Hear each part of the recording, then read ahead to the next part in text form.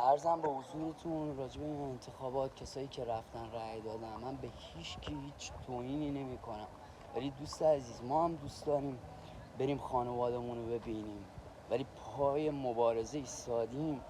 ما هم دوست داریم نمیدونم خونه و زمین و ملک بخریم تو ایران، ولی پولی نمیفرستیم، چون با پول فرستادن کمک داری میکنی به جمهوری اسلامی. ما هم کنسرت دوست داریم بریم، ولی نمیریم موقعی که بچهای ایران میان کنسرت میذارن، چون پولشویی میکنن. یه ذره اینا رو بفهمیم. کوچکترین چیزا، همین ریزترین چیزا اثرگذاره. بابا بس دیگه، یکم عقلتون رو به کار بندازیم. برمیریم کنسرت رضا صادقی، و معلومه رضا صادقی پولشویی میکنه برای ایران.